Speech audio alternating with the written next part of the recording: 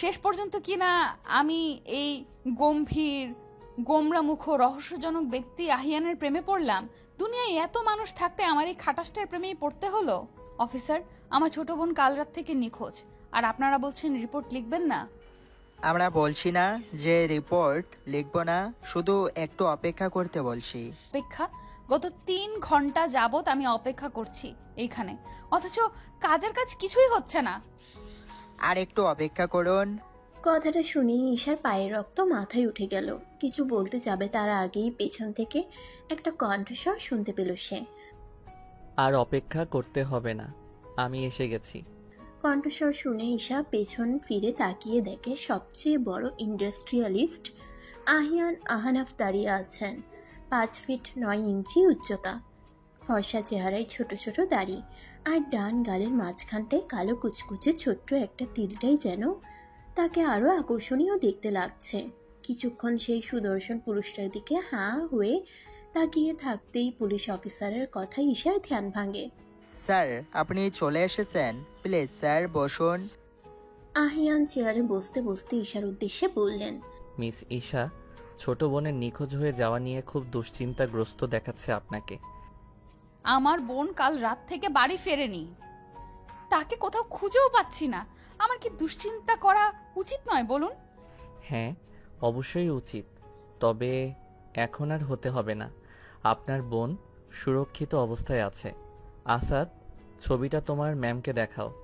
তার পাশে দাঁড়িয়ে থাকা তার অ্যাসিস্ট্যান্টকে উদ্দেশ্য করে বললেন। আসাদ নামের লোকটা ঈশার দিকে একটা ছবি এঁকিয়ে দিল। ছবিতে তার বোনকে হাত পা বেঁধে একটি চেয়ারে বসিয়ে রাখা হয়েছে। তার মানে নিশাকে আপনিই কিডন্যাপ করেছেন? হ্যাঁ। নির্বিকার ভঙ্গিতে উত্তর দিলেন। অফিসার, আপনার সামনে এই লোকটা বলছে সে আমার বোনকে কিডন্যাপ করেছে, ছবিও দেখালো, অথচ আপনারা কিছুই করছেন না। ম্যাডাম, আপনি প্লিজ উত্তেজিত হবেন না, স্যারের কথা আগে শুনুন। কি শোনার আছে আর? আপনারা সকলে মিলে আমার বোনকে আটকে রেখেছেন।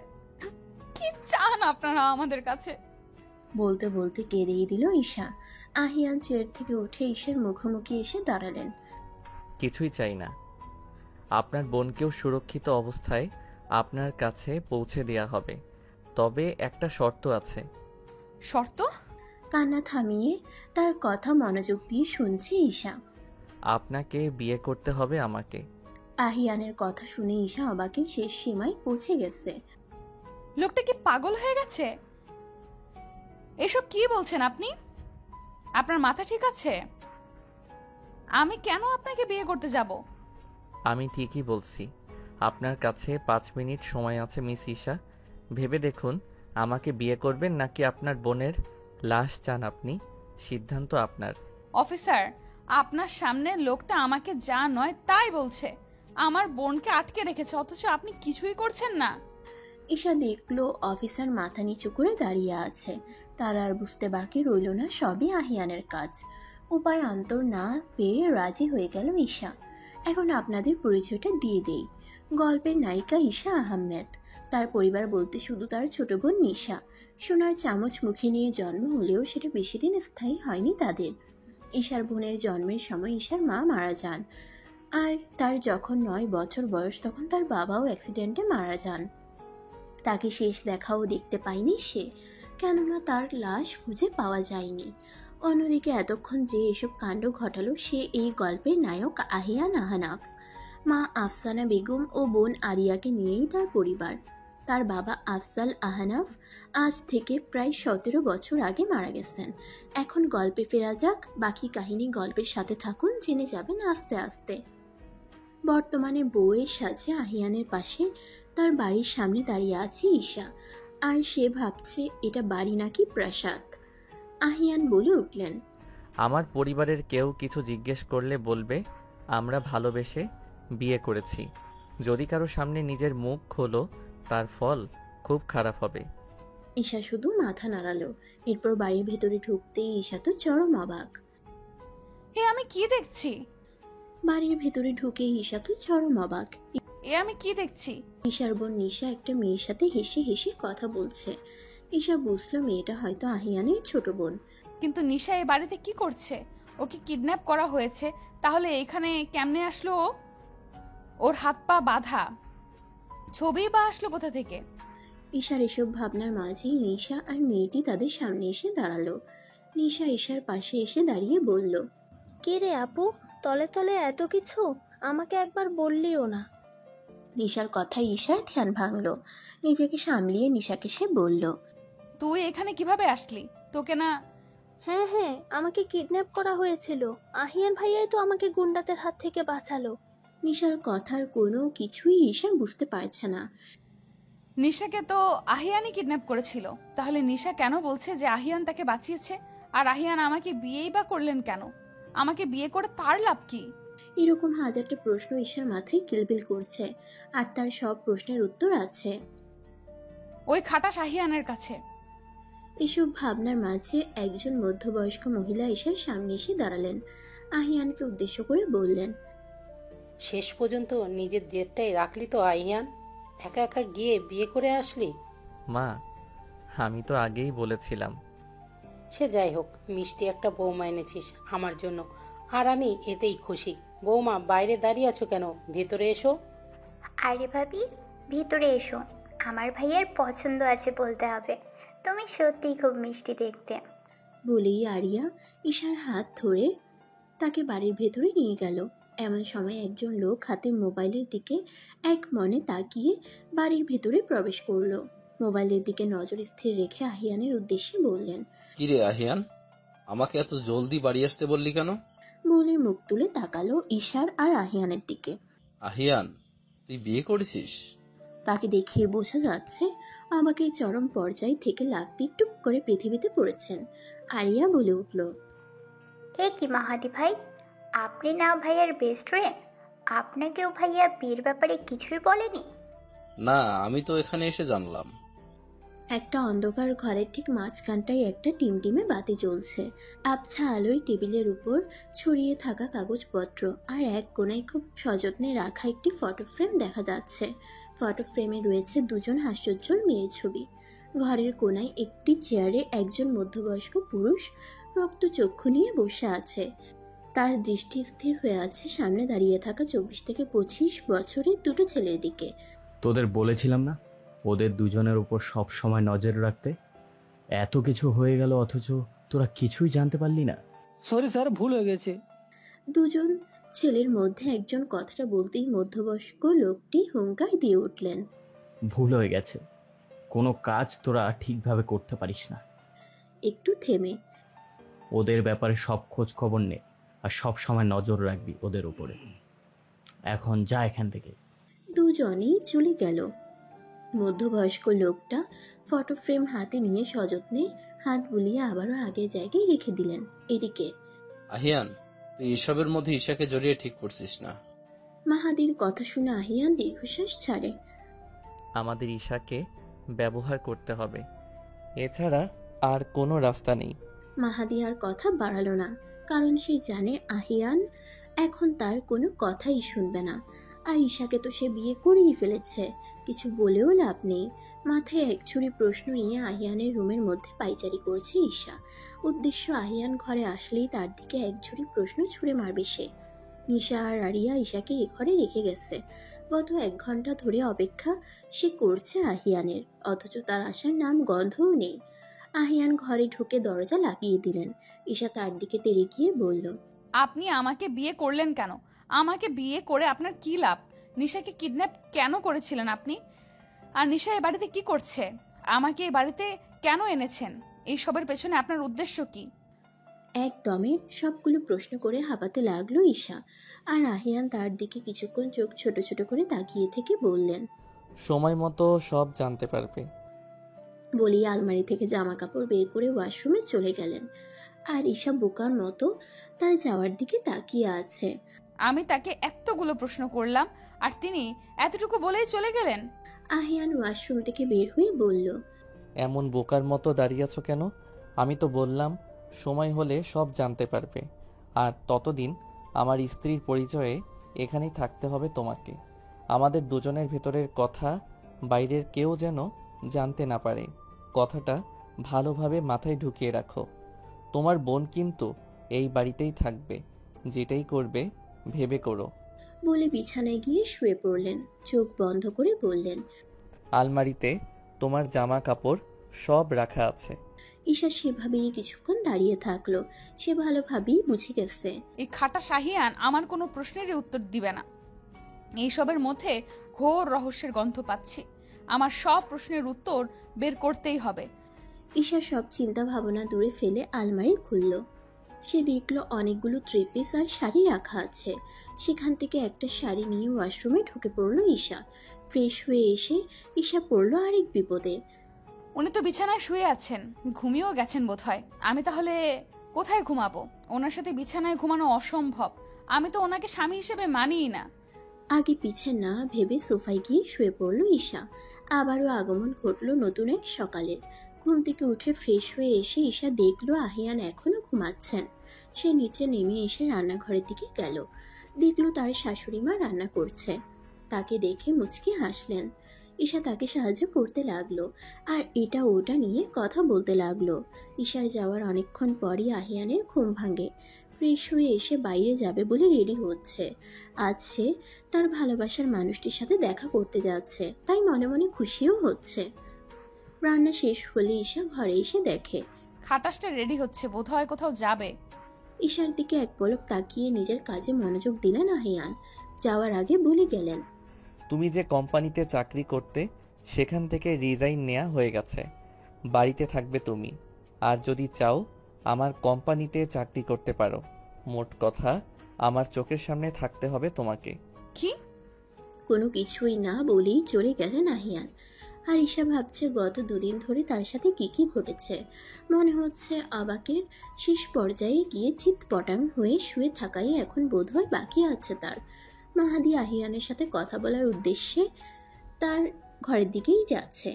একদিকে মাহাদি সিঁড়ি দিয়ে উপরের দিকে উঠছে, অন্যদিকে নিশা সিঁড়ি দিয়ে নিচে নামছে।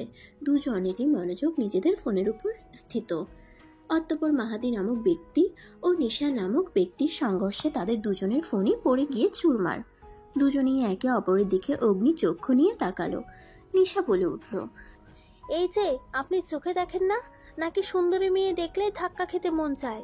দিলেন তো আমার সাথের ফোনটা ভেঙে। কি বললেন? আমি চোখে দেখতে পাই না? আপনি তো নিজেই অন্ধ। আমার ফোনটার কি হাল করেছেন আপনি?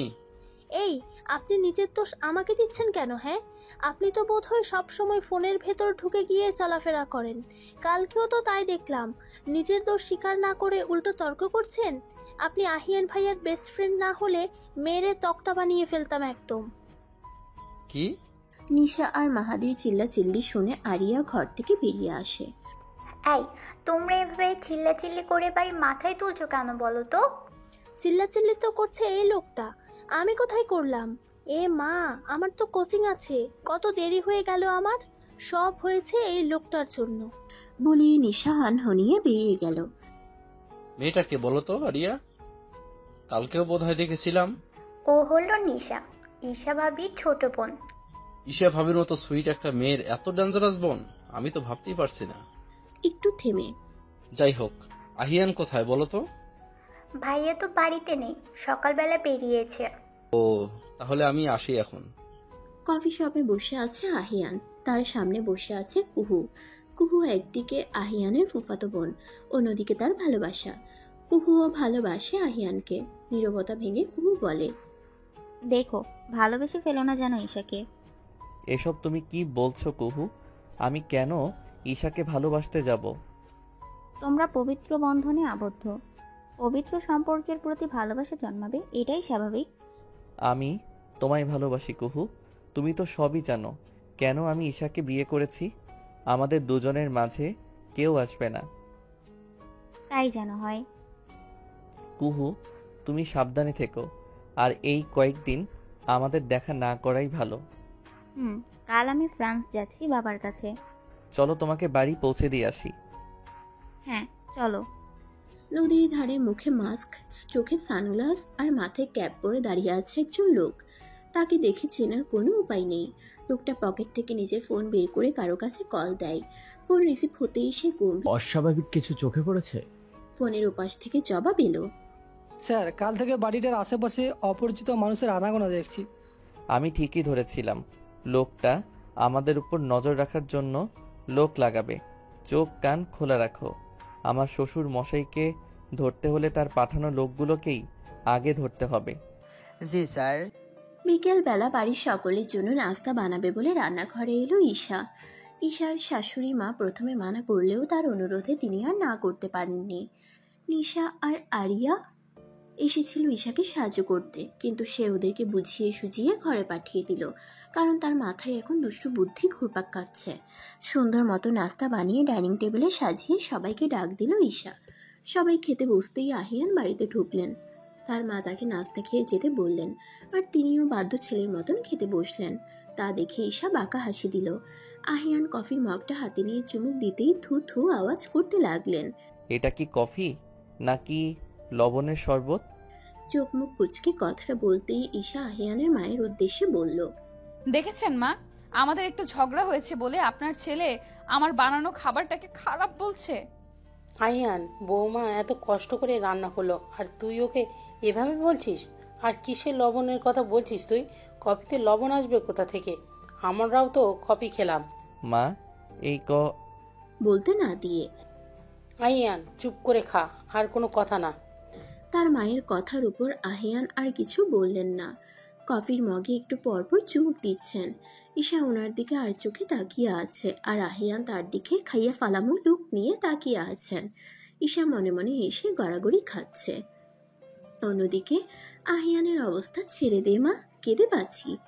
আহিয়ান আর না পেরে কাজ আছে বলে দ্রুত উঠে চলে গেলেন। ঈশা তো তার যাওয়ার দিকে তাকিয়ে বাঁকা হাসল।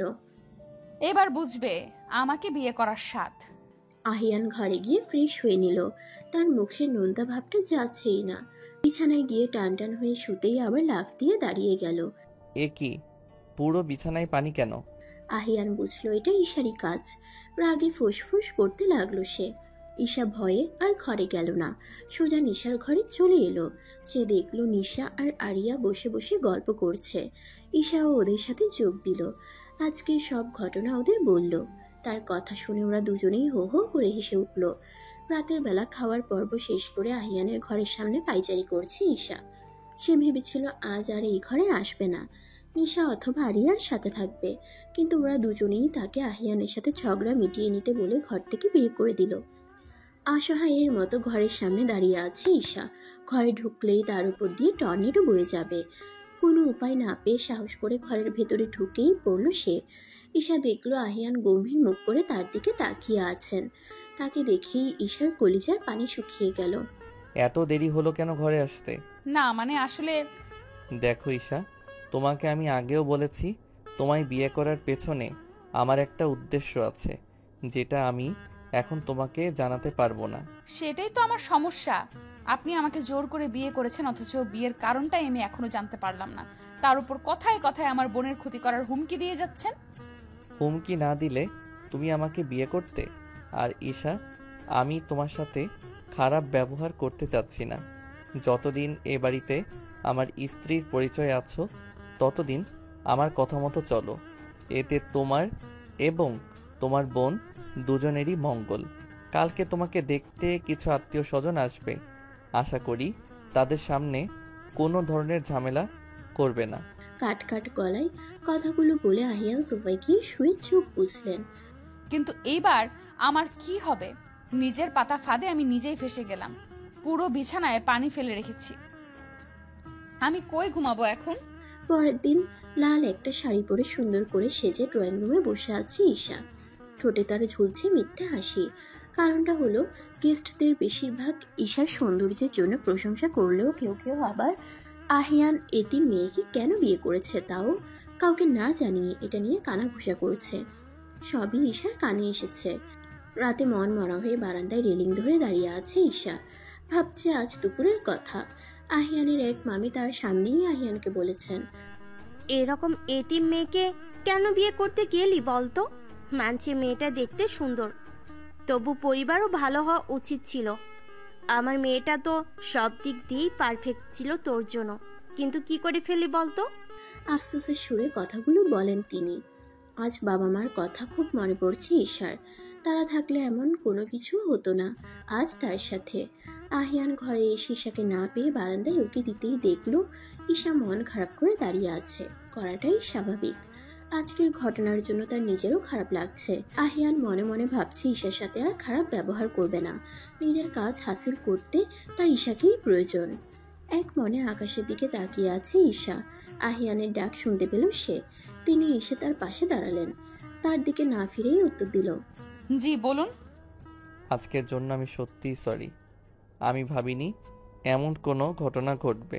ম্লান হেসে ঈশা বলল, সমস্যা নেই, উনি তো ভুল কিছু বলেননি। কিছুক্ষণ চুপ থেকে আহিয়ান বললেন, ঈশা, আমরা তো বন্ধু হয়েও থাকতে পারি, তাই না? একসাথে যখন আছি তখন নিজেদের মধ্যে ঝামেলা করে কি লাভ বলো? তার কথায় মুচকি হাসলো ঈশা। বন্ধু হতে হলে তো একে অপরের মনের কথাও শেয়ার করতে হবে, কিন্তু আপনি সেটা করবেন না। তোমার কথাটা ঠিক বুঝলাম না। আমাকে বিয়ে করার কারণটাই তো জানলাম না এখনো। ঘুরে ফিরে একই কথা বলো কেন বলো তো? সময় হলে আমি নিজেই জানাবো। ঈশা আর কিছু বলল না। তিনি আবারও বলতে শুরু করলেন, ঈশা, তুমি তো তোমার পরিবার মানে মা বাবার সম্পর্কে কখনো কিছু বলনি। আপনি এখনো জিজ্ঞেস করেননি? আচ্ছা, এখন বলছি, বলো। আমার পরিবার বলতে শুধু আমার বোন। আমার মা নিশার জন্মের সময় মারা যান। বাবা আর বোনকে নিয়ে ভালোই ছিলাম, কিন্তু বাবাও আমাদের ছেড়ে চলে গেলেন। ছেড়ে চলে গেলেন মানে? আমার বাবা তিয়াস আহমেদ এক সময় স্বনামধন্য ব্যবসায়ীদের মধ্যে একজন ছিলেন, কিন্তু হঠাৎই ব্যবসায় অনেক লস হয়। বাবা প্রায় ব্যবসার কাজে ঢাকার বাইরে যেতেন। শেষবারের মতন গিয়েছিলেন সিলেটে, কিন্তু আর ফেরেননি। আহিয়ান মনোযোগ দিয়ে ঈশার কথা শুনছে। ঈশা আবারও বলতে শুরু করলো, সিলেট থেকে ফেরার পথে বাবার অ্যাক্সিডেন্ট হয়। অনেক খোঁজাখুঁজির পরেও বাবার লাশ পাওয়া যায়নি। কথাটুকু বলতেই ঈশার চোখ দিয়ে দুফোঁটা জল বেরিয়ে গেল। অনেক রাত হয়েছে ঈশা, যাও ফ্রেশ হয়ে নাও। আর আজকের জন্য আবারও সরি। ঈশা কিছু না বলে ঘরে চলে এলো। পুরো দিনের ধকলে ক্লান্ত লাগছে তার। ফ্রেশ হতে ওয়াশরুমে গেল সে। এদিকে ঈশার কথাগুলো আহিয়ানকে গভীর চিন্তায় ফেলে দিয়েছে। সে ভাবছে ঈশা যদি সবটা জেনে যায় তাহলে কি মেনে নিতে পারবে, নাকি তাকে অবিশ্বাস করবে। ঈশা ফ্রেশ হয়ে এসে দেখে আহিয়ান বিছানায় বসে আছেন। সে ঘুমানোর জন্য সোফার দিকে পা বাড়াতে যাবে, তখনই তিনি বলেন, তুমি চাইলে বিছানায় ঘুমাতে পারো, আমার কোনো সমস্যা হবে না। জি? আমার উপর বিশ্বাস রাখতে পারো, আমার কোনো খারাপ উদ্দেশ্য নেই। আমি যেটা করছি তোমার এবং আমাদের সকলের ভালোর জন্যই করছি। ঈশা আর কথা বাড়ালো না। শুরু থেকেই কেন যেন মানুষটাকে বিশ্বাস করতে ইচ্ছে করছে। মনে হচ্ছে বেঁচে থাকার হয়তো কোনো নতুন অবলম্বন খুঁজে পেয়েছি, তাই হয়তো তাকে এত কিছুর পরেও কঠিন গলায় কিছু বলতে পারি না। ঈশা চুপচাপ গিয়ে বিছানার এক পাশে শুয়ে পড়ল। ক্লান্ত থাকার সাথে সাথেই ঘুমিয়ে পড়ল।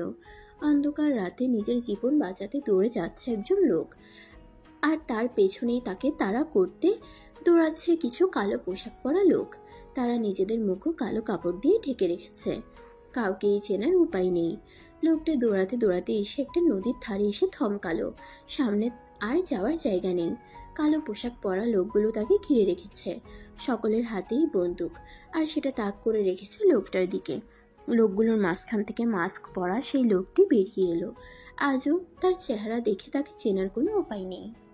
মাস্ক পরা লোকটি তার হাতে থাকা বন্দুক লোকটার দিকে তাক করে বলল, তোর আর পালানোর রাস্তা নেই, ভালোই ভালোই আমাদের কথা মেনে নে। তোরা কোনোদিনও স্যারকে ধরতে সফল হবি না, তার আগেই স্যার তোদের সবাইকে শেষ করে দেবে। বলে লোকটা নদীতে ঝাঁপ দিল। আর এদিকে মাস্ক পরা লোকটি রাগে ফুঁসছে।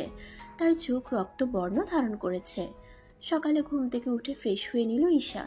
কালকে সব মেহমানরাই চলে গিয়েছিলেন, শুধু আহিয়ানের ছোট খালামণি আর তার 7 বছরের মেয়ে মাহিয়া বাদে। ঈশা ভাবলো সকলের জন্য আজ সকালে নাস্তা সেই বানাক। যে ভাবা সেই কাজ। ডাইনিং টেবিলে খাবার সাজিয়ে সবাইকে ডাক দিল ঈশা। তার রান্না আহিয়ানের খালামণি আর মাহিয়া দুজনেরই বেশ ভালো লেগেছে। খাওয়ার পর্ব শেষ করে মাহিয়াকে ঈশার দায়িত্বে রেখে আহিয়ানের মা আর খালামণি শপিং করতে বেরোলেন। নিশা আর আরিয়াও বেরিয়ে গেল ভার্সিটির উদ্দেশ্যে। আহিয়ান ঘরে এসে দেখে সেখানে ঈশা মাহিয়ার সাথে খেলছে। আজ প্রথমবারের মতো আহিয়ান ঈশার দিকে ভালোভাবে তাকালো।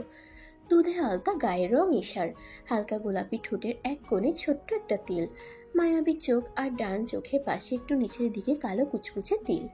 কোমর অবধি ঘন কালো চুল ঈশার। অপলক দৃষ্টিতে কিছুক্ষণ তাকিয়ে থাকার পর ধ্যান ভাঙে আহিয়ানের। সে ভাবছে সে ঠিক করছে না, সে তো কুহুকে ভালোবাসে। তার হৃদয়ে ঈশার কোনো জায়গা নেই। তার আর কুহুর মাঝখানে ঈশাকে সে কখনোই আসতে দিবে না। দ্রুত পায়ে ঘরে ঢুকে নিজের ল্যাপটপ আর কিছু ফাইল নিয়ে ড্রয়িং রুমে চলে গেল আহিয়ান। এদিকে ঈশা আহিয়ানের ব্যবহারের কিছুই বুঝতে পারে না। মানুষটা এই ভালো তো এই খারাপ। তবুও কেন যেন তার আহিয়ানের প্রতি কোনো রাগ জন্মায় না। বিকেলবেলা মাহিয়ার জন্য এক গ্লাস দুধ গরম করে ওকে খাওয়াতে যাচ্ছে ঈশা। মাহিয়া আহিয়ানের পাশে ড্রয়িং রুমে সোফায় বসে আছে। আহিয়ান ল্যাপটপে তার কাজের পাশাপাশি মাহিয়ার সাথে এটা ওটা নিয়ে কথা বলছে। অনেকটা বেখেয়ালি ভাবেই হাঁটছিল ঈশা। তাই তো ধূপ করে টেবিলের সাথে ধাক্কা লেগে টুপ করে গ্লাসে থাকা সমস্ত দুধ আহিয়ানের ল্যাপটপ আর কাগজপত্রের উপর পড়ে গেল। ভয়ে শুকনো ঢোক গিলল ঈশা। না জানি খাটাসটা এখন আমার কি হাল করে। ভাবতেই ঈশার প্রাণ যাই যাই অবস্থা। আহিয়ানের দিকে তাকাতেই সে দেখল উনি গম্ভীর মুখ থেকে হঠাৎ করেই হো হো করে হেসে উঠলেন। আর ঈশা ওনার এমন হঠাৎ হাবভাবের পরিবর্তনে ভেবাচাকা খেয়ে গেল। মানুষটাকে হাসলে অসম্ভব সুন্দর লাগে, হাসলে ডান গালে হালকা টোল পড়ে, তবু কেন তিনি গম্ভীর মুখ করে থাকে বুঝি না। ঈশা এক ধ্যানে তার সুন্দর হাসিটার দিকে তাকিয়ে আছে। তিনি কেন হাসছেন তা জানে না ঈশা, তবুও জানার প্রতি তেমন আগ্রহ জন্মাচ্ছে না তার। শুধু ওনার হাসিটাই দেখতে ইচ্ছে করছে ঈশার। আহিয়ান যথাসম্ভব নিজের হাসিটা থামানোর চেষ্টা চালিয়ে সোফায় বসা থেকে উঠে দাঁড়ালেন। পকেট থেকে নিজের ফোন বের করে ঈশার একটা ছবি তুললেন। তখনই তার ধ্যান ভাঙল। ফোনের স্ক্রিন ঈশার দিকে ঘুরিয়ে ছবিটা দেখিয়ে বললেন, চেহারার অবস্থা কি করে রেখেছো? এমা, আমার চেহারার একই অবস্থা। এটা আমার চেহারা নাকি আফ্রিকান জঙ্গল? আসলে ঈশার মুখে কালো মার্কার পেন দিয়ে ছোট ছোট করে গরু, জিরাফ, হাতি, কুমির আরো না জানি কত কিছু আঁকিয়ে রাখা। এটা নির্ঘাত মাহিয়ার কাজ ঈশা বুঝতে পারল। দুপুরবেলা যখন সে ঘুমিয়ে পড়েছিল তখন আঁকিয়েছে। ঈশা দু হাতে মুখ ঢেকে ঘরের দিকে দিল এক ফো দৌড়। ওদিকে আহিয়ান আর মাহিয়া হেসে গড়াগড়ি খাচ্ছে। আহিয়ান আর মাহাদি বিজনেস পার্টনার। ব্যবসার নানা কাজে মাহাদির প্রায়ই এ বাড়িতে আসা যাওয়া করতে হয়। আজও সেই কারণেই আহিয়ানের সাথে দেখা করতে এসেছিল। কাজ শেষ হলে মাহাদি যাওয়ার জন্য উদ্যত হয়। সিঁড়ি দিয়ে নিচে নামতে যাবে তখনই কিছু একটার আওয়াজ পাই সে। আওয়াজটাকে অনুসরণ করে ছাদের দিকে যায়। যা দেখে তাতে তার হৃদয় বেরিয়ে আসার উপক্রম। সাদা শাড়ি পরে বৃষ্টিতে ভিজছে নিশা, হাতে সাদা চুড়ি, কানে একজোড়া সাদা কানের দুল আর পায়ে নুপুর। সেই নুপুরের রিনিঝিনি আওয়াজটাই পেয়েছিল মাহাদি। মাহাদি স্তব্ধ হয়ে তাকিয়ে আছে নিশার দিকে। তার ঠোঁটে ফুটে ওঠে এক চিলতে হাসি। মাহাদি নিঃশব্দে হেসে সেখান থেকে বিদায় নেয়। এদিকে নিশা বৃষ্টি বিলাসে এতটাই মত্ত ছিল যে কেউ তার দিকে মুগ্ধ দৃষ্টিতে তাকিয়েছিল সেদিকে তার কোনো খেয়ালই নেই। আবছা আলোয় আলোকিত একটা ঘরে মধ্যবয়স্ক লোকটি কিছু কাগজপত্র ঘাটাঘাটি করছে। ক্যারকের আওয়াজে ঘরের দরজা খুলে একটা ছেলে ঘরে প্রবেশ করলো। স্যার, খবর নিয়েছি ছেলেটার ব্যাপারে। সন্দেহজনক কিছু চোখে পড়েনি, তবে ছেলেটাকে যতবারই ফলো করতে গিয়েছি ততবারই চোখের আড়াল হয়ে যায়। মধ্যবয়স্ক লোকটি কিছুটা রেগে বলে উঠল, ছেলেটা প্রায়ই চোখের আড়াল হয়ে যাচ্ছে, আর তুমি বলছো সন্দেহজনক কিছু নেই? তেমন কোনো রেকর্ড পাইনি তা। বলতে না দিয়ে, তাহলে আমাদের লোকের উপর অ্যাটাক কে করলো সেদিন রাতে? আমি নিশ্চিত সেদিন ঘটনার সাথে ছেলেটা কোথাও না কোথাও যোগসূত্র আছে। তাহলে কি করব স্যার? ছেলেটার ব্যাপারে আবারও খোঁজ নাও, আমাদের গুপ্তচর কাজে লাগাও। যেভাবে হোক ছেলেটার সব খবর আমার চাই। আধা ঘন্টা ধরে গাড়িতে বসে আছে ঈশা।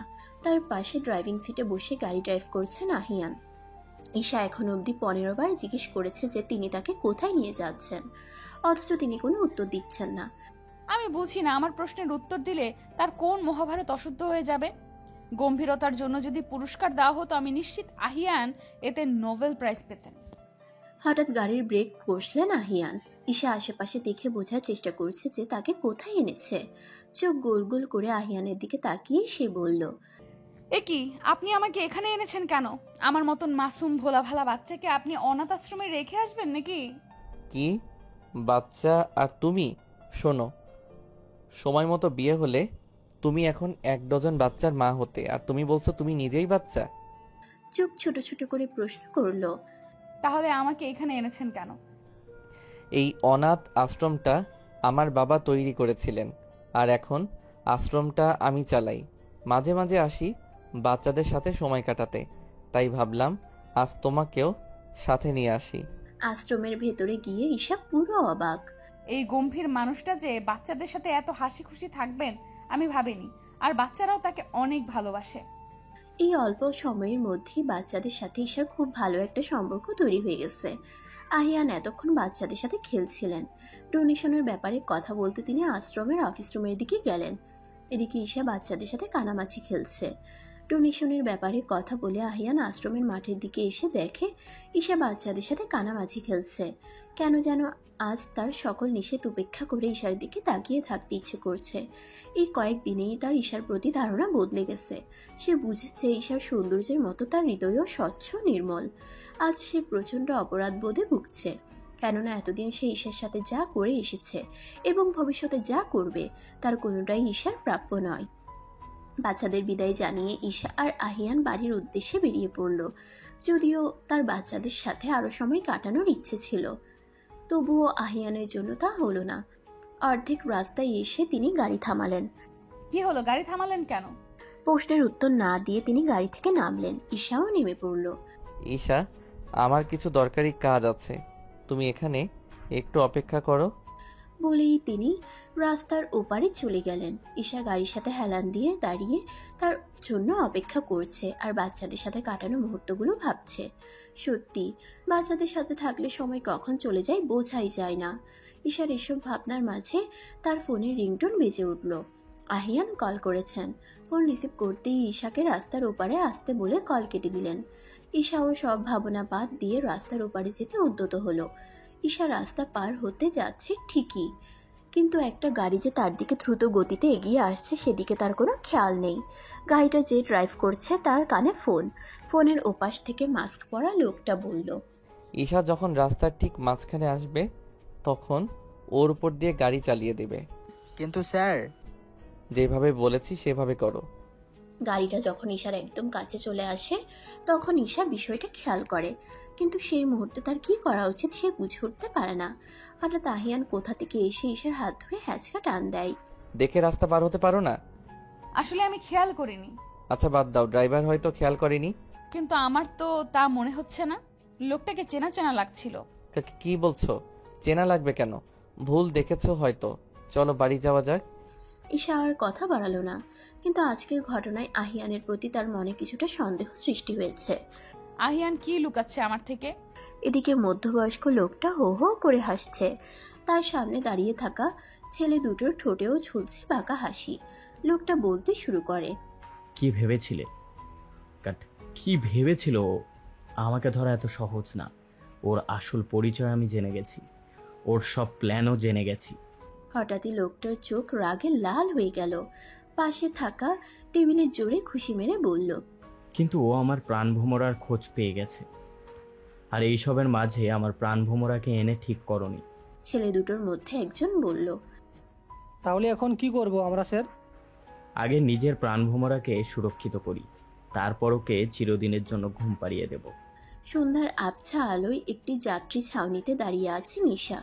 আজ ভার্সিটির পরে এক বান্ধবীর বাড়ি গিয়েছিল, সেখান থেকে ফিরতে দেরি হয়ে গেছে। আধা ঘন্টা মুষলধারে বৃষ্টি পড়ার পর এখন বৃষ্টির বেগ কিছুটা কমেছে, কিন্তু বাস আসার কোনো নামগন্ধ নেই। এদিকে নিশা পড়েছে বেশ অস্বস্তিতে। কিছুটা ভিজে গেছে সে, আর তার দিকে কিছু ছেলে বারবার আর চোখে তাকাচ্ছে। হঠাৎ একটা মোটর সাইকেল এসে তার সামনে থামে। বাইকে ওঠো, বাড়ি পৌঁছে দিচ্ছি তোমাকে। অচেনা একটা লোক তাকে বাড়ি পৌঁছে দেবে বলতেই তেলে বেগুনে জ্বলে ওঠে ঈশা। কি বললেন? চেনা নেই জানা নেই, অথচ বলছেন বাড়ি পৌঁছে দেবেন? মেয়ে মানুষ দেখলে আপনাদের অসভ্যতাম শুরু হয়ে যায়, তাই না? লোকটা তড়িঘড়ি করে নিজের হেলমেট খুলে, আরে আমি মাহাদি, আর একটু হলেই তো গণপিটুনি খাওয়াতেন আমাকে। নিশা কিছুটা অবাক হয়। সরি, আমি বুঝতে পারিনি। তাহলে এবার ওঠো বাইকে। নিশা আর কথা বাড়ায় না, যথেষ্ট দূরত্ব রেখে এসে বাইকে উঠে বসে। তা দেখে নিঃশব্দে হাসে মাহাদি। মাহাদি প্রায়ই কাজের ফাঁকে বাইক নিয়ে বেরিয়ে পড়ে অজানা উদ্দেশ্যে। এতে তার মন ভালো হয়ে যায়। আর আজ তার মন ভালো থাকাটা আরও এক ধাপ বেশি হয়ে গেছে অনাকাঙ্ক্ষিতভাবে নিশার সাথে সাক্ষাতে। মাস্ক পরা লোকটির সামনে দাঁড়িয়ে আছে আসাদ। আসাদ বলল, স্যার, ঈশা ম্যামের অ্যাক্সিডেন্ট করানোর চেষ্টা তো করলাম, কিন্তু কোনো লাভ হলো না। মাস্ক পরা লোকটির সামনে দাঁড়িয়ে আছে আসাদ। আসাদ বলল, স্যার, ঈশা ম্যামের অ্যাক্সিডেন্ট করানোর চেষ্টা তো করলাম, কিন্তু কোনো লাভ হলো না। মাস্ক পরা লোকটির চোখ রক্তবর্ণ ধারণ করে আছে। পাশে থাকা চেয়ারটাই সজোরে লাথি মেরে ভেঙে ফেলল। মুখের মাস্কটা খুলে ছুঁড়ে মারল। এটা কিভাবে হতে পারে? তাহলে কি ওরা আমার পরিচয় জেনে গেছে? একটু থেমে, এত সতর্কতার সাথে সব করলাম, তবু ওকে ধরতে পারলাম না। আমার সব প্ল্যান ভেস্তে গেল। ছি আহিয়ান, ছি, তুই এতটা নিচে নেমে গেছিস? পরিচিত কণ্ঠস্বর শুনে আহিয়ান আর আসাদ দুজনেই রুমের দরজার দিকে তাকালো। মাহাদি, তুই কখন এলি? যখন তোরা ঈশার অ্যাক্সিডেন্ট করানোর প্ল্যানের ব্যাপারে আলোচনা করছিলি তখন। আমি তো ভাবতেই পারছি না আহিয়ান তুই এত নিচু কাজ করবি। ঈশার যদি কিছু একটা হয়ে যেত? আহিয়ান নিজের রাগ সংবরণ করে বলে, আমি তো ছিলামই সেখানে। কিছু হওয়ার আগেই ঈশাকে সরিয়ে নিয়েছিলাম সেখান থেকে। মানলাম ঈশার কোনো ক্ষতি হয়নি, কিন্তু সময় মতো না সরালে কি হতো বুঝতে পারছিস? আহিয়ান কোনো জবাব দেয় না। সে জানে আজকের কাজটা সে ঠিক করেনি। সে নিজেও এর জন্য অপরাধ বোধে ভুগছে। কি হলো, উত্তর দিচ্ছিস না কেন? এতদিন ধরে তুই ঈশার সাথে আছিস, তবুও কি ওর জন্য তোর মনে কোনো মায়া জন্মায়নি আহিয়ান? এসবের মাঝে ঈশাকে জড়িয়ে ওর জীবনে সিনেমানি কেন খেলছিস তুই? এসবের মাঝে ঈশার তো কোনো দোষ নেই। আহিয়ান কোনো জবাব না দিয়ে বেরিয়ে যায়। মাহাদি তাকে কয়েকবার ডাকলেও সে দাঁড়ায় না। পরের দিন সকালবেলা আরিয়া আর নিশা ড্রয়িং রুমে বসে আছে। আরিয়া শপিংয়ে যাবে বলে নিশাকে সাথে যাওয়ার জন্য জোর করছে, কিন্তু নিশা যাবে না বলে জেদ ধরেছে। এই নিশা, চলো না প্লিজ, আমি একা একা অনেক বোর হব, প্লিজ চলো। আমার এখন কোথাও যেতে ইচ্ছে করছে না আরিয়া। সেই সময় মাহাদি ড্রয়িং রুমে প্রবেশ করে। তাদের দুজনের কথাবার্তা শুনে সে বলে, আরে আরিয়া, তুমি বুঝতে পারছো না, নিশা তো একটা বাচ্চা মেয়ে, শপিং এ গেলে হারিয়ে যাবে। চলো, আমি তোমাকে নিয়ে যাচ্ছি। সত্যি মাহাদি ভাই, আপনি আমাকে শপিংয়ে নিয়ে যাবেন? বলে আরিয়া লাফিয়ে ওঠে। এদিকে নিশা মাহাদির কথা শুনে তেলে বেগুনে জ্বলে ওঠে। কিছু বলবে তার আগেই আরিয়া বলে, এই নিশা, শেষবারের মতো বলছি, যাবে কিনা বলো। নিশা মাহাদির দিকে একবার আর চোখে তাকিয়ে রেডি হতে চলে যায়। আজ সকালে ঈশার এক বান্ধবী আননোন নাম্বার থেকে কল করে তাকে দেখা করতে বলে। জরুরি দরকার আছে বলাতে ঈশা আর কথা বাড়ালো না। ভাবলো দেখা হলে তো জানতেই পারবে। তার দেয়া ঠিকানায় এসে অপেক্ষা করছে ঈশা। কিছুটা অস্বস্তি লাগছে, কারণ জায়গাটা অনেক নির্জন। এমন একটা জায়গায় আমাকে কেন ডেকেছে তাই তো বুঝতে পারছি না। কিন্তু হঠাৎ দুটো গাড়ি এসে ঈশার সামনে দাঁড়ালো। কিছু বুঝে ওঠার আগেই গাড়ি থেকে কিছু লোক বেরিয়ে এসে তার মুখে একজন রুমাল চেপে ধরে। কিছুক্ষণ তাদের সাথে ধস্তাধস্তি করে ঈশা নিস্তেজ হয়ে গেল। কতক্ষণ পর তার জ্ঞান ফিরল জানা নেই। মাথা ঘুরছে, চোখেও ঝাপসা দেখছে ঈশা। তাকে একটা অন্ধকার ঘরে চেয়ারের সাথে বেঁধে রাখা হয়েছে। দৃষ্টি স্বাভাবিক হতেই ঈশা আশেপাশে চোখ বুলিয়ে বোঝার চেষ্টা করছে যে তাকে কোথায় আনা হয়েছে। তার ডান দিকে খানিকটা দূরে দুজন মানুষের অবয়ব দেখতে পেল সে। তারা কিছু একটা নিয়ে কথা বলছে, কিন্তু তাদের কথা স্পষ্ট শুনতে পেল না ঈশা।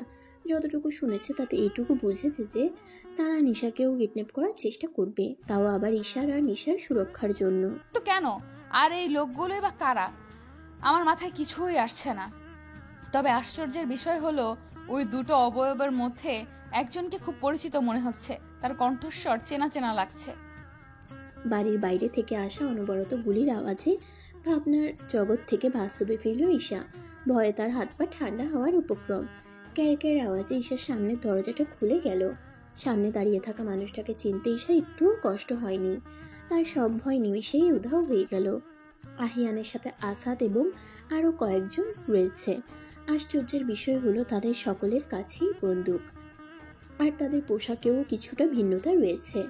অবয়ব দুটিকে আর দেখতে পেল না ঈশা। আহিয়ান তার সাথে লোকগুলোকে বাড়িটার পেছনের দিকে তল্লাশি চালাতে পাঠিয়ে দিলেন। ঈশার কাছে এসে তার হাত পায়ের বাঁধন খুলে দিলেন। একা একা উঠে দাঁড়াতে গিয়েও পারল না ঈশা। আবার বসে পড়ল সে। আহিয়ান ঈশার হাত ধরে তাকে দাঁড় করালেন। ঈশা তার দিকে প্রশ্নসূচক দৃষ্টিতে তাকালো। আহিয়ান হয়তো ঈশার মনে থাকা প্রশ্নগুলো বুঝতে পারলেন। নিজেই বলতে শুরু করলেন, খুব অবাক হচ্ছ আমাকে এভাবে দেখে, তাই না? ঈশা মাথা নাড়ালো, যার অর্থ হ্যাঁ। তিনি আবার বলতে শুরু করলেন, একজন ইন্ডাস্ট্রিয়ালিস্ট হওয়ার পাশাপাশি আমার আরও একটা পরিচয় আছে। আমি সিআইডি অফিসার। তোমাকে যারা কিডন্যাপ করেছে তারা একটা মাফিয়া দলের সঙ্গে যুক্ত। এই দলটাকে ধরার চেষ্টায় আছি অনেক দিন ধরে, কিন্তু প্রতিবারই কোনো না কোনোভাবে ব্যর্থ হচ্ছি। কিন্তু ওরা তো বলছিল। ঈশার কথা শেষ হওয়ার আগেই আসাদ সেখানে চলে আসে। আহিয়ানকে উদ্দেশ্য করে বলে তারা কোথাও কাউকে খুঁজে পায়নি। আহিয়ান একটা দীর্ঘশ্বাস ফেলে ঈশাকে বললেন, চলো বাড়ি যাই। নিশা, আরিয়া আর মাহাদির বাড়ি ফিরতে ফিরতে সন্ধ্যা হয়ে যায়। মাহাদি তাদের বাড়ি পৌঁছে দেয়।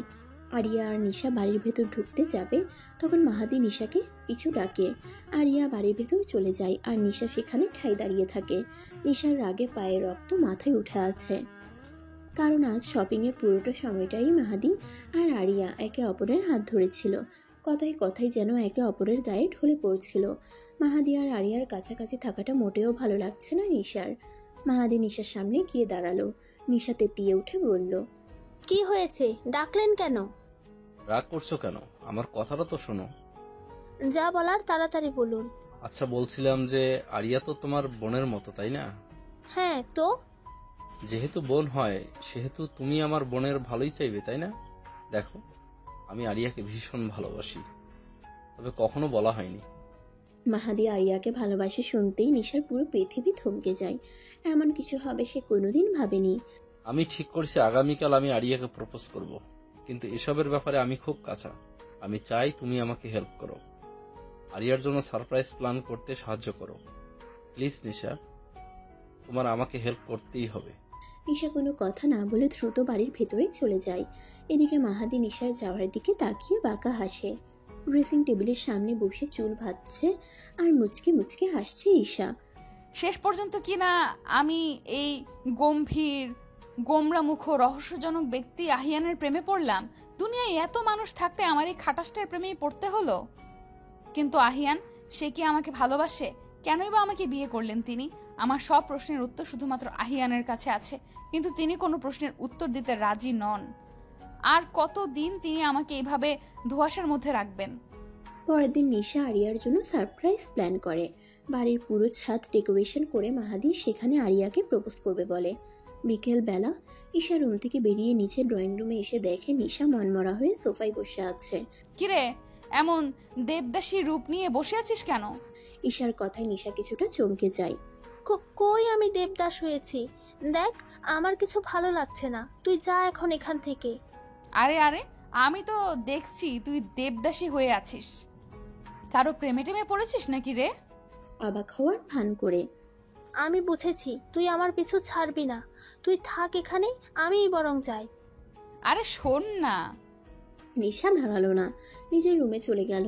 ঈশা জানে ও এখন কষ্ট পাচ্ছে, কিন্তু কিছুক্ষণ পরেও নিজের জীবনের সব থেকে বড় উপহারটা পাবে। নিশা আরিয়াকে নিয়ে ছাদে গেল। মাহাদি আগে থেকেই সেখানে উপস্থিত ছিল। তাদের দেখে মাহাদির ঠোঁটের হাসি আরো প্রশস্ত হয়। নিশা ভাবল মাহাদি আর আরিয়াকে কিছু সময় ব্যক্তিগতভাবে কাটাতে দেওয়া উচিত।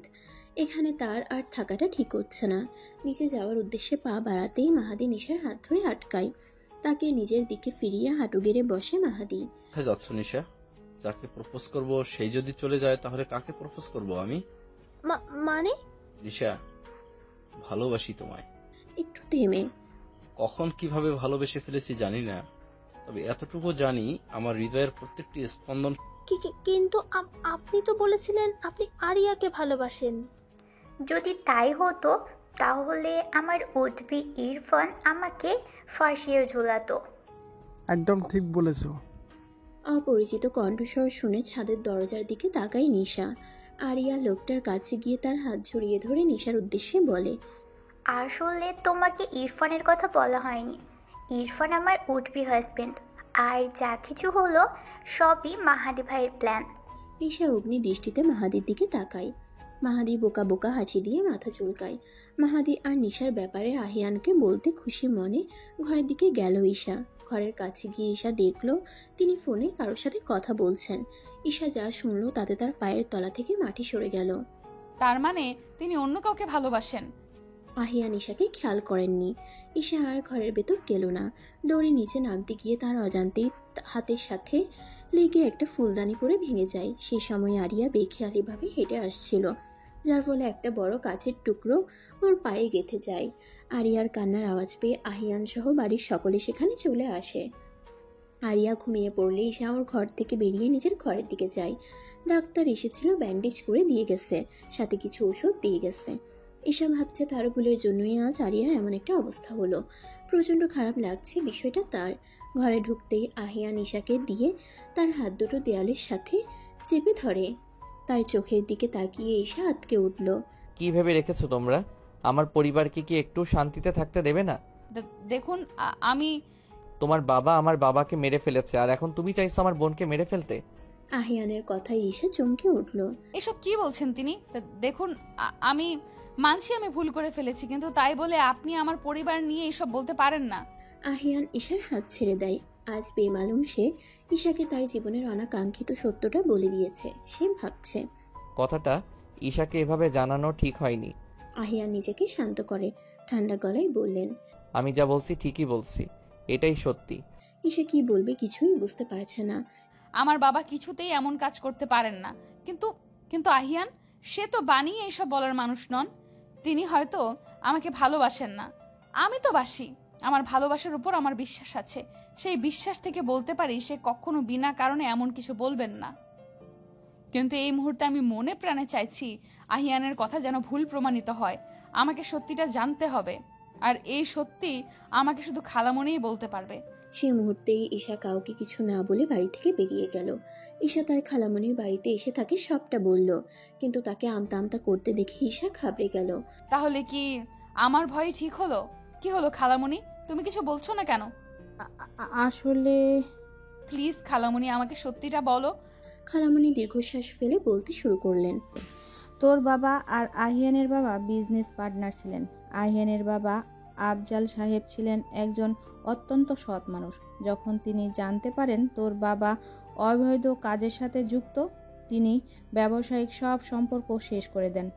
এতে তিশান ভাইয়ের ব্যবসায় অনেক লস হয়ে যায়। তিশান ভাই আবারও আফজাল সাহেবের সাথে মিলে ব্যবসা করতে আফজাল সাহেবকে অনেক বোঝানোর চেষ্টা করে, কিন্তু তিনি রাজি হয়নি। তোর বাবা সব সময় অল্পতেই রেগে যেত, আর রাগে তার মাথা ঠিক থাকতো না। সেদিনও আফজাল সাহেবের উপর প্রচণ্ড রেগে গিয়েছিল। নিজের রাগকে দমে রাখতে না পেরে নিজের বন্দুক দিয়ে আফজাল সাহেবের দিকে পরপর 3টা গুলি করে। আফজাল সাহেব সেখানেই মারা যান। তোর বাবা হয়তো অবৈধ কাজের সাথে যুক্ত ছিল, কিন্তু তোকে আর নিশাকে নিজের জীবনের থেকেও বেশি ভালোবাসতো। লোভ মানুষকে কত কি করতে বাধ্য করে। ঈশা আর কিছু শুনতে পেল না, দৌড়ে তার খালামণির বাড়ি থেকে বেরিয়ে এলো। আমার বাবা একজন খুনি, সন্তান হিসেবে কিছুই আমি মানতে পারছি না। ঈশা বেরিয়ে যেতেই তার খালামণি কাউকে কল করে। কল রিসিভ হতেই তিনি বলেন, তুমি ঠিকই বলেছিলে, ঈশা এসেছিল আমার কাছে, কিন্তু তুমি আমাকে পুরো সত্যিটা বলতে দিলে না কেন? ফোনের ওপাশ থেকে আহিয়ান বলল, সবটা জেনে ঈশা যদি অন্যায়কে সমর্থন করে, তাই যতই হোক নিজের রক্ত বলে কথা, আর এমনটা হলে আমি আমার লক্ষ্যে পৌঁছাতে পারবো না। কিন্তু ঈশা তো এমন মেয়ে নয়। মানুষ বদলাতে সময় লাগে না। সন্ধ্যার আবছা আলোয় রাস্তার পাশ দিয়ে হেঁটে যাচ্ছে ঈশা। তার আশেপাশে কি হচ্ছে সেদিকে ঈশার কোনো খেয়াল নেই, কিন্তু তার মনে ঝড় বয়ে যাচ্ছে। হঠাৎ কারোর সাথে ধাক্কা লেগে বাস্তবে ফিরল ঈশা। পড়ে যেতে নিলে মেয়েটি ঈশার হাত ধরে দাঁড় করায়। ঈশা, তুমি তুমি এখানে এভাবে কেন? আপনাকে ঠিক চিনলাম না। মেয়েটি ম্লান হেসে বলল, তুমি আমাকে না চিনলেও আমি তোমাকে চিনি, কিন্তু তুমি রাস্তা দিয়ে এভাবে হাঁটছো কেন? কিছু একটা হয়ে যেতে পারতো। আচ্ছা চলো আগে বাড়ি যাই। বাড়িতে ঢুকতেই ঈশা তার শাশুড়ির মুখোমুখি হলো। তিনি মেয়েটিকে উদ্দেশ্য করে বললেন, আরে তুই? হ্যাঁ মামি। ওনাদের কথার মাঝখানে ঈশার থাকতে ইচ্ছে করছিল না। যতটুকু সে বুঝলো মেয়েটি আহিয়ানের ফুফাতো বোন। ঈশা ঘরে এসে দেখে আহিয়ান সোফায় বসে ল্যাপটপে কাজ করছেন। ঈশা তার সামনে গিয়ে দাঁড়ালো। আমার বাবা যদি আপনার বাবাকে খুন করেই থাকেন, তাহলে আপনি আমাকে বিয়ে করলেন কেন? আহিয়ান এক পলক ঈশার দিকে তাকিয়ে আবার নিজের কাজে মন দেন। ঈশার রাগ তরতর করে বেড়ে গেল। সে চেঁচিয়ে বলল। কি হলো বলছেন না কেন? আজ আমি আমার সব প্রশ্নের উত্তর চাই। আহিয়ান উঠে দাঁড়ালেন, কোনো কথা না বলে ঘর থেকে বেরিয়ে যেতে নিলেন। আহিয়ান থামলেন, কেমন যেন দৃষ্টিতে ঈশার দিকে একবার তাকিয়ে ঘর থেকে বেরিয়ে গেলেন। আর সেই চোখের ভাষা পড়ার সাধ্য ঈশার নেই। ঈশা সেখানেই হাঁটু গেড়ে বসে কাঁদতে লাগলো। মাত্র কয়েক মুহূর্তেই সবকিছু বিষাদময় হয়ে উঠেছে। আহিয়ান আর কুহু ছাদে দাঁড়িয়ে আছে। আহিয়ান এক মনে আকাশের দিকে তাকিয়ে আছে, ভাবছে এসবের মাঝে ঈশার তো কোনো দোষ নেই, তবুও মেয়েটা এত কষ্ট পাচ্ছে। ঈশার কান্না আজ কেন যেন তার হৃদয়কে ছিন্ন বিচ্ছিন্ন করে দিচ্ছে। নীরবতা ভেঙে কুহু বলল, এমন মন মরা দেখাচ্ছে কেন তোমাকে? কথাটা হয়তো আহিয়ানের কর্ণ কুহরে পৌঁছেনি। কুহু আহিয়ানের কাছে গিয়ে তার কাঁধে হাত রাখে। আহিয়ান, ভালোবেসে ফেলোনি তো ঈশাকে? হ্যাঁ বলো, এসব কি বলছো? আমি তোমাকে ভালোবাসি, আমি তোমাকে ভালোবাসি। ঈশা আমাদের মাঝে কখনো আসবে না। তাহলে এভাবে তোতলাচ্ছ কেন? একটু থেমে, ঈশা ভালোবাসা পার মতোই একজন মানুষ। আহিয়ান কি বলবে ভেবে পায় না। এই কয়েকদিনে তার মনে ঈশার প্রতি যে অনুভূতি জন্ম নিয়েছে সেটা সে অস্বীকার করতে পারবে না, কিন্তু এই অনুভূতি যে কিসের সেটা এখনো বুঝে উঠতে পারেনি। কুহু আবারও বলতে শুরু করে, ঈশাকে এখনো বলনি কেন যে তার বাবা বেঁচে আছে? বলবো। ঈশার অ্যাক্সিডেন্ট করানোর চেষ্টা করে তুমি ঠিক করনি। আহিয়ান দীর্ঘশ্বাস ছাড়ে। আমি জানি আমি ঠিক করিনি। তিশান আহমেদকে ধরতে হলে ঈশাকে ব্যবহার করতেই হতো। তিশান আহমেদ যতই খারাপ মানুষ হোক, সে তার মেয়েদের প্রচণ্ড ভালোবাসে।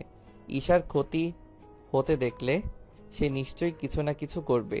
সেই সুযোগটাই কাজে লাগাতে চেয়েছি। হঠাৎ একটা শব্দে আহিয়ান আর কুহু ছাদের দরজার দিকে তাকায়। একটা অবয়ব দেখতে পায়। আহিয়ান দ্রুত দরজার কাছে যায় অবয়বটা কার দেখার জন্য, কিন্তু ততক্ষণে অবয়বটা মিলিয়ে যায়। গত 2 ঘন্টা ধরে শাওয়ারের নিচে বসে ভিজছে ঈশা। শাওয়ারের পানি আর তার চোখের পানি দুটো মিলেমিশে একাকার হয়ে যাচ্ছে। ভাগ্যের কি নির্মম পরিহাস! একটার পর একটা চমক উপহার দিয়ে যাচ্ছে তাকে। ঘরে দম বন্ধ হয়ে আসছিল দেখে ছাদে গিয়েছিল ঈশা, কিন্তু কে জানতো সেখানে গিয়ে সে চরম সত্যের মুখোমুখি হবে। সকালবেলা আহিয়ানের মা ড্রয়িং রুমে টিভি দেখছিলেন। ঈশা তাকে ওষুধ খাওয়াতে গিয়ে টিভির একটা নিউজ শুনে তার পুরো পৃথিবী যেন থমকে গেল। গতকাল রাতে ঢাকার একটি শপিং মলে প্রাণঘাতী বোমা হামলায় নিহত অর্ধশত, আহত 2 শতাধিক। পুলিশের দেয়া তথ্যানুসারে এই হামলার পিছনে একটি মাফিয়া দলের হাত রয়েছে, যার লিডার একসময়ের প্রখ্যাত ব্যবসায়ী তিশান আহমেদ। ঘন জঙ্গলের ভেতর দিয়ে এক ধ্যানে হেঁটে যাচ্ছে ঈশা। হাঁটতে হাঁটতে একটা খাদের সামনে চলে এসেছে সে। খাদটা এতটাই গভীর যে একবার কেউ পড়লে আর বেঁচে ফিরতে পারবে না। আর এক পা পেরোলেই ঈশা সেই খাদে পড়ে যাবে। খাদের দিকে এক পা বাড়াতেই ঈশা খাদের দিকে এক পা বাড়াতে যাবে, এমন সময় একটা লোক তার হাত ধরে হ্যাঁচকা টান দেয়। ঈশা বাঁকা হাসলো। সে যা ভেবেছিল ঠিক তাই হলো।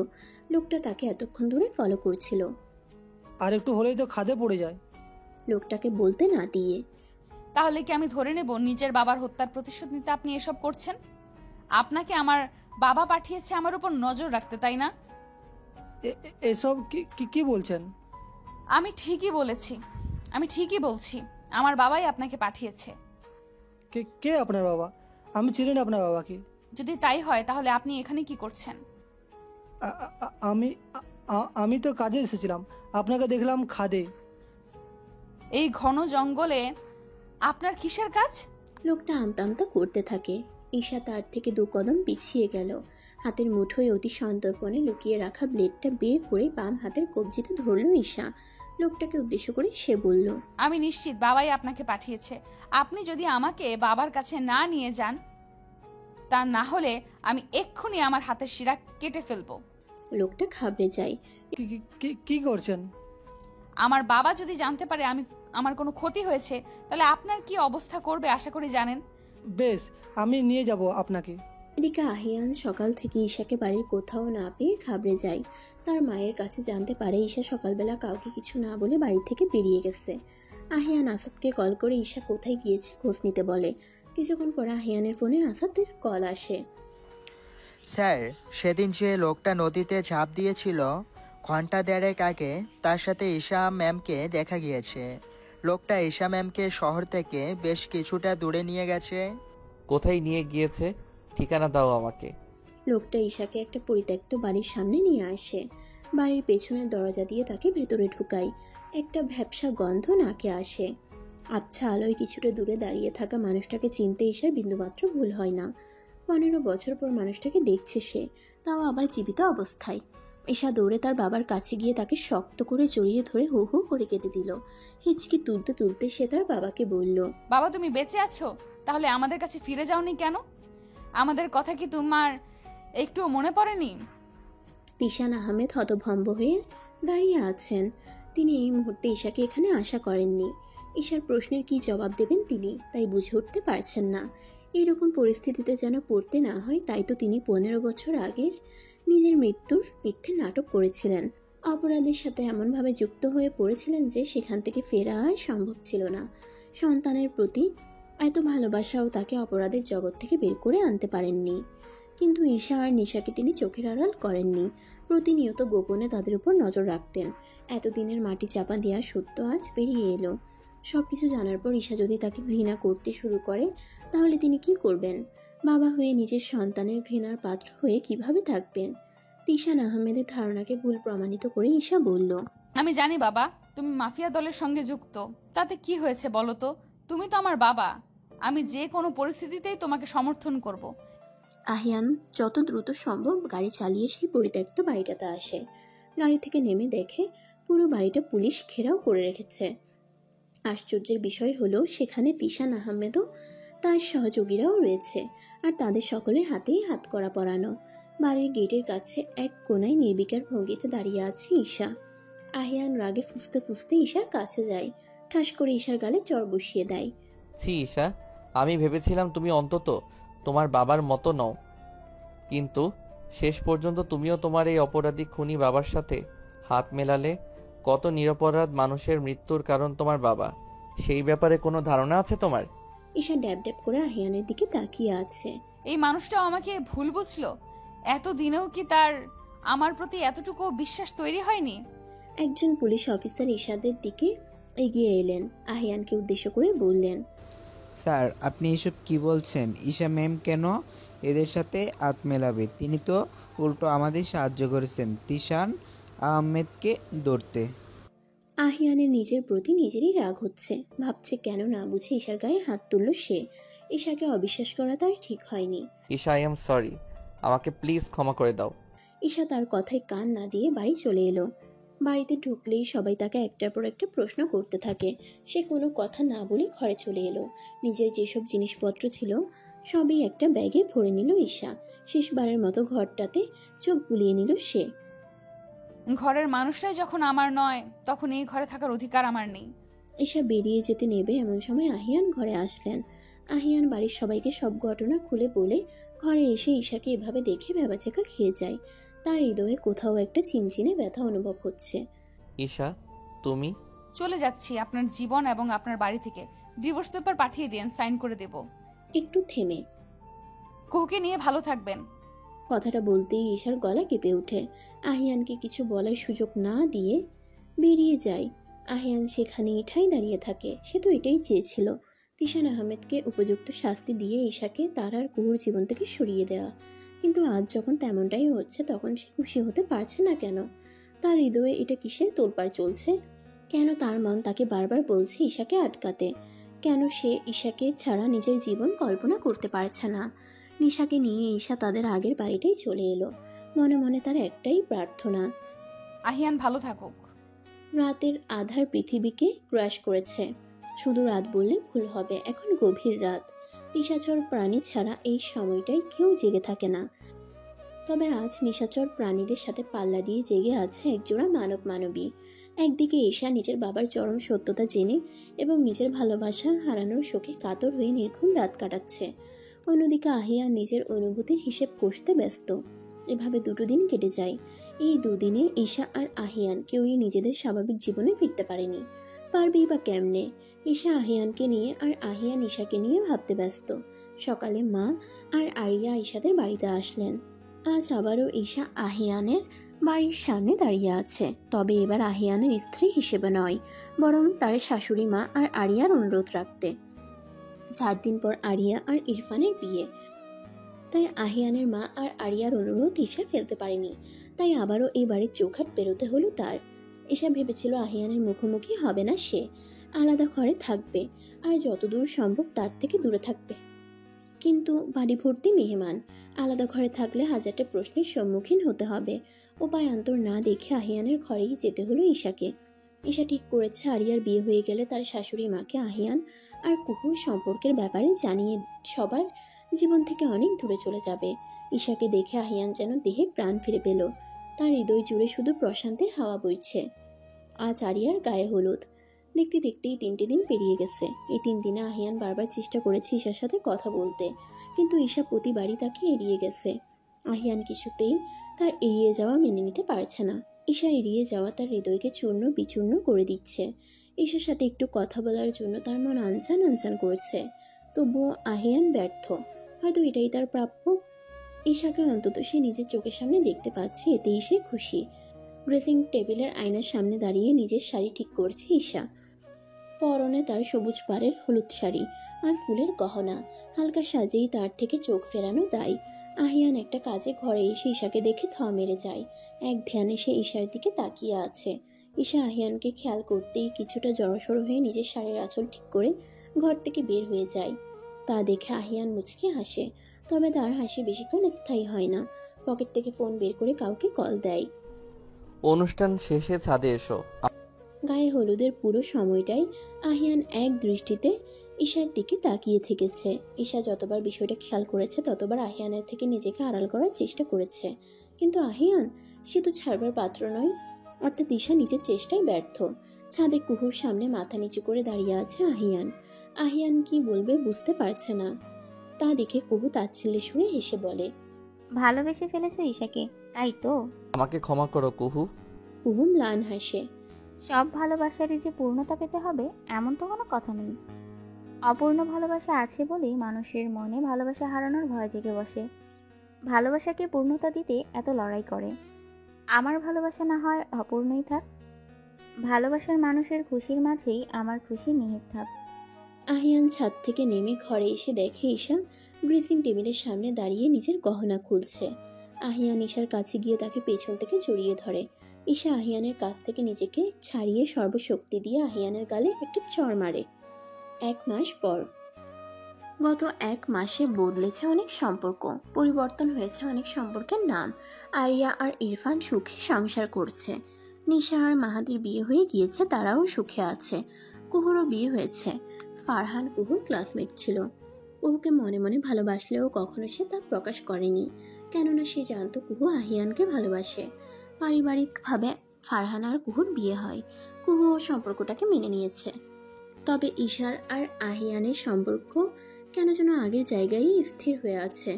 আরিয়ার বিয়ে হয়ে যাওয়ার পরপরই ঈশা ওই বাড়ি ছেড়ে চলে এসেছিল। এই মুহূর্তে ঈশা জানালা দিয়ে বাইরে বাড়ির গেটের কাছে দাঁড়িয়ে থাকা মানুষটার দিকে এক দৃষ্টিতে তাকিয়ে আছে। এ আর নতুন কিছু না, গত 1 মাস ধরেই এমন হয়ে আসছে। ঈশা জানে রাত 1:30টা পর্যন্ত আহিয়ান এভাবেই দাঁড়িয়ে থাকবেন বাড়ির দিকে এক মনে তাকিয়ে। তারপর আবার সকাল 7টার দিকে চলে আসবেন। অফিসে যাওয়ার আগ পর্যন্ত এভাবেই দাঁড়িয়ে থাকবেন। অফিস শেষ হলে আবারও আসবেন। প্রথম ঈশার সাথে কথা বলতে আসলেও তার এড়িয়ে যাওয়াতে এখন আর আসেন না। এক দৃষ্টিতে বাড়ির গেটের দিকে তাকিয়ে থাকেন। ঈশাও তার দিকে তাকিয়ে থাকে, তবে সেটা তার অগোচরে। একদিনে মানুষটা অনেক শুকিয়ে গিয়েছে, চোখের নিচেও কালো দাগ পড়েছে। এমন নয় যে ঈশা তাকে ফিরে পেতে চায় না, কিন্তু যতবার সে তার কাছে যেতে চায় ততবার তার মধ্যে তীব্র অপরাধবোধ কাজ করে। একদিকে ঈশার বাবা তার বাবার খুনি। ঈশা মনে করে সে তার সামনে গেলে হয়তো তার পুরনো ক্ষত আবারও তাজা হয়ে উঠবে। অন্যদিকে তার জন্য কুহু তার ভালোবাসা হারালো, এটাও ঈশা মনে করে। এদিকে আহিয়ান দীর্ঘশ্বাস ফেলে। গত 1 মাসের মতো আজও তাকে খালি হাতে ফিরতে হচ্ছে। হয়তো এটাই ঈশার সাথে করা তার অন্যায়ের শাস্তি। আহিয়ান নিজের কাজের জন্য অনুতপ্ত। অপেক্ষা জিনিসটাই হয়তো তার জন্য উপযুক্ত শাস্তি। আহিয়ান জানে না তার এই অপেক্ষার প্রহর কবে শেষ হবে। তবুও আশা রাখে হয়তো একদিন ঈশা তার অপেক্ষার সমাপ্তি ঘটিয়ে তাকে গ্রহণ করবে। রোজকার মতো আজও সকাল সকাল ঘুম থেকে উঠে জানালার কাছে দাঁড়িয়ে আছে ঈশা আহিয়ানকে দেখবে বলে। কিন্তু কই, তিনি তো আজ আসেননি। সকাল গড়িয়ে দুপুর হলো, তবুও তিনি আসছেন না। মনটা কেন যেন খুব কু গাইছে ঈশার। অবশেষে তিনি এলেন সন্ধ্যা 6টায়। তাকে আসতে দেখে দেহে প্রাণ ফিরে পেল ঈশা।